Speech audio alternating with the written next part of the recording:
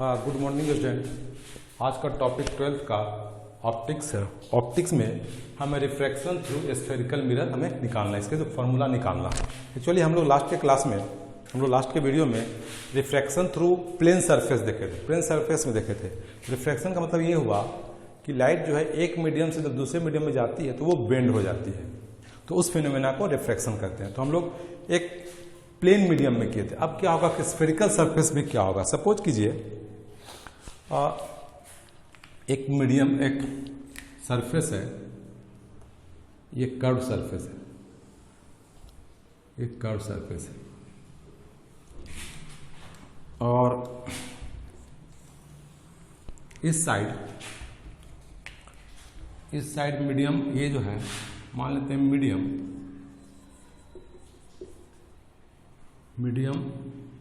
1, इसका refractive index 1, और ये हो जाएगा मीडियम 2, रिफ्रैक्टिव इंडेक्स μ2, और ये कर्व सरफेस है। कर्व सरफेस का जो रेडियस ऑफ कर्वेचर होगा, रेडियस ऑफ कर्वेचर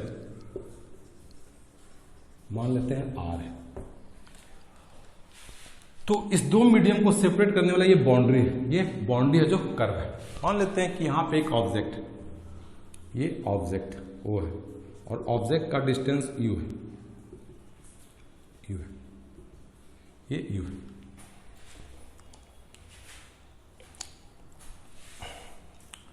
तो हमको इस ऑब्जेक्ट का इमेज बनाना है मीडियम 2 में। या मीडियम 2 से क्या दिखेगा, तो पहला तो रे होगा कि आप सीधे स्ट्रेट कर दीजिए, ये बिना डेविएट निकल जाएगा। दूसरा होगा कुछ एंगल पे जाकर के आप इसको ले जाइए, कुछ एंगल पे ले जाइए, इंसिडेंट रे को कुछ एंगल पे ले जाइए। जैसे ही दूसरे मीडियम में जाएगा, एक मीडियम से दूसरे मीडियम में जाएगा, लाइट वेंड करेगा। अब ये वेंड करेगा तो या तो नॉर्मल की ओर बेंड करेगा या नॉर्मल से दूर जाएगा। वो डिपेंड करेगा कि इस दोनों मीडियम में कौन डेंसर मीडियम में है। अगर ये डेंसर मीडियम होगा तो नॉर्मल की ओर मुड़ जाएगा, और अगर ये रेयरर मीडियम होगा इसके रेस्पेक्ट में तो नॉर्मल से दूर चला जाएगा। तो अभी हम सपोज कर लेते हैं कि सेकेंड मीडियम जो है वो डेंसर मीडियम है, ये डेंसर मीडियम है, तो नॉर्मल की ओर मुड़ेगा। तो नॉर्मल की ओर मुड़ेगा तो नॉर्मल है कहां, इसमें नॉर्मल पता तो चले तब तो हम मुड़ेंगे नॉर्मल की ओर। तो कर्व सरफेस का जो नॉर्मल होता है, जैसे हम लोग प्लेन मिरर में करके नॉर्मल खींचना होता है, तो जिस पॉइंट पे नॉर्मल खींचना है तो आप क्या कीजिए, प्लेन मिरर के परपेंडिकुलर लाइन खींच दीजिए। जैसे आपका ये प्लेन मिरर है, हमको इस पे नॉर्मल खींचना है, तो आप क्या कीजिए, इस पे लाइन खींचिए, इस पे लाइन, सब लाइन क्या हो जो 90 डिग्री बना रहा है, सब लाइन नॉर्मल है, नॉर्मल लाइन हो गया।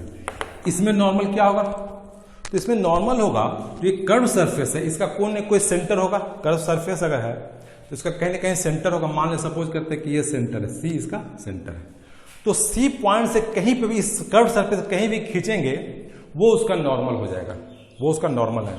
तो यहां से इसको मिला देंगे तो यही हमारा नॉर्मल लाइन हो जाएगा। अगर इस पॉइंट पे खींचना होगा तो इस पॉइंट पे मिला देंगे तो ये हमारा नॉर्मल होगा, इस पॉइंट पे रेडियस। तो देखिएगा, तो ये एंगल हमारा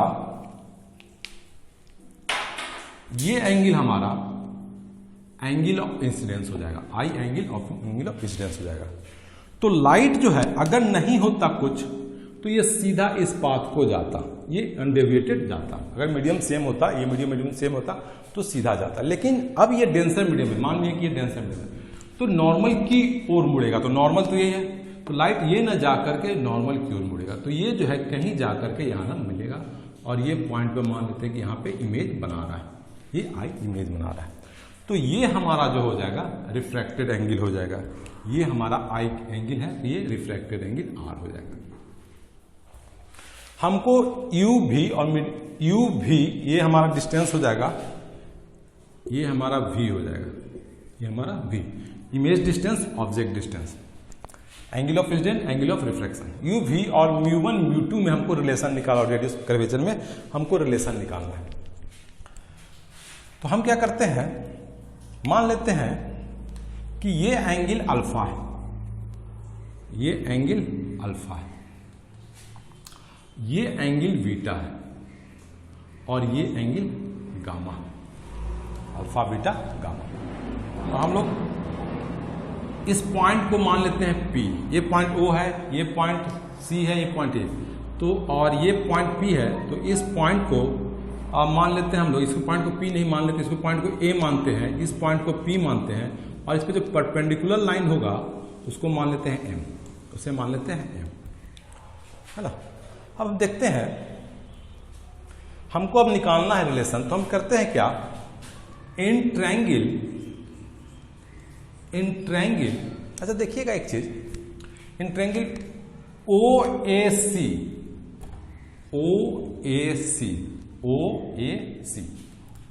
में, वन सेकेंड,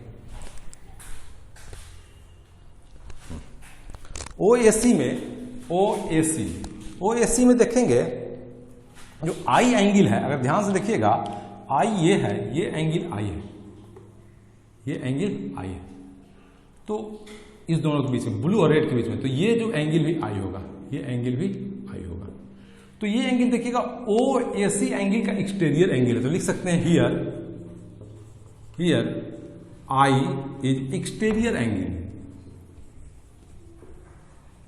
एक्सटीरियर एंगल, तो हमारा कह सकते हैं I is equal to alpha plus beta, इस इक्वेशन को मान लीजिए 1, I is equal to alpha plus beta.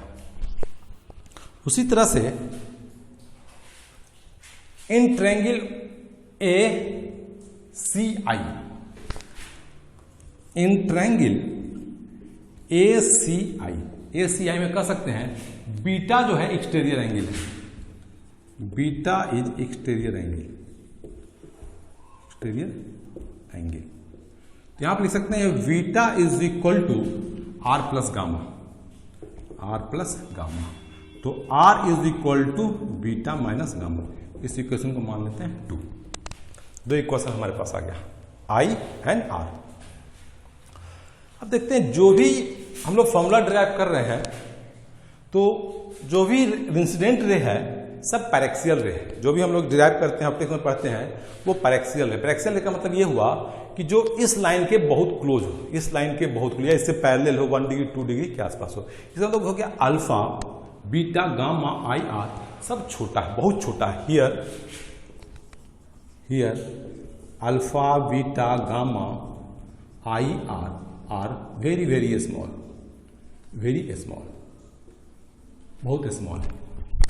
जब ये सब बहुत स्मॉल है तो हम लोग लिख सकते हैं, जब बहुत स्मॉल होगा, इसको देख सकते हैं हम लोग, जब ये बहुत छोटा होगा, मान लीजिए छोटा होगा तो ये क्या होगा, लाइन नीचे की ओर आएगा, जब नीचे की ओर आएगा तो ये इस तरह से आएगा, तो जब इस परपेंडिकुलर लाइन खींचेंगे, जब ये नीचे अल्फा नीचे होगा तो ए नीचे की ओर आएगा, जब ए नीचे की ओर आएगा तो एम का शिफ्टिंग इधर की ओर होगा, एम इधर की ओर शिफ्ट करेगा, तो देखिए जब और नीचे करेंगे तो ए फिर क्लोज हो जाएगा, तो फिर एम और धीरे धीरे देखिएगा पी एंड एम क्या हो जाएगा, कॉन्साइड कर जाएगा, क्योंकि जैसे हम नीचे का एंगल अल्फा बहुत कम है तो और क्लोज होगा, तो ये इधर है खींच रहे हैं, तो ए इधर की ओर शिफ्ट करते करते जब पी पे लगभग पी के आसपास हो जाएगा तो एम जो है इधर की ओर से, क्योंकि जब परपेंडिकुलर लाइंस खींचेंगे तो ये एम इधर की ओर आकर के, मतलब कह सकते हैं कि पी और एम जो है दो डिफरेंट पॉइंट्स नहीं है, वो लगभग एक ही पॉइंट्स को रिप्रेजेंट कर रहा है ना, एक ही पॉइंट को रिप्रेजेंट कर रहा है। तो अब हम क्या करते हैं, तो इन ट्रायंगल, तो अल्फा को लिख सकते, देखिए अल्फा बीटा गामा बहुत स्मॉल है, तो अल्फा को हम लिख सकते हैं 10 अल्फा, बीटा को लिख सकते हैं 10 बीटा, गामा को लिख सकते हैं 10 गामा, है ना। तो 9 इससे हमको हटाना पड़ेगा, 9 ये हमको तो पता चल गया, ये दो फॉर्मूला आपको लिख लेते हैं ऊपर में, ये हमको पता चल गया, I is equal to alpha plus beta and R is equal to beta minus gamma, ये हमको पता चल गया। अब हमको बाकी को हटा देते हैं, हमको यहां से यही निकल गया, और ये हमको पता है कि अल्फा बीटा गामा को हम लिख सकते हैं 10 अल्फा 10 बीटा एंड 10 गामा। ये हमको पता है कि जब अल्फा बीटा बहुत छोटा होता है, कोई भी एंगल छोटा है, तो हम लिख सकते हैं sine theta is equal to theta, tan theta is equal to theta, हम लोग लिख सकते हैं। अब देखते हैं, अब देखिएगा जब एक मीडियम से दूसरे मीडियम में जा रहा है तो हम लोग स्नेल्स लॉ लगा सकते हैं। Now using Snell's law, Snell's law क्या होगा, μ1 sin I is equal to μ2 sin R, μ1 sin R। और हमको पता I और R भी छोटा है, तो लिख सकते हैं μ1 I is equal to μ2 R। यहां से हम रिप्लेस कर देंगे तो μ1 alpha plus beta is equal to μ2 beta minus gamma. अब देखिएगा μ1 अल्फा को हम लोग अल्फा को लिख सकते हैं 10 अल्फा, अल्फा को लिख सकते हैं 10 alpha plus 10 beta is equal to μ2 10 beta minus 10 gamma. अब 10 अल्फा को क्या, अल्फा 10 अल्फा हो जाएगा हमारा क्या, ये अगर देखेंगे AM, AM एक्चुअल में AM ना होकर के AP हो जाएगा।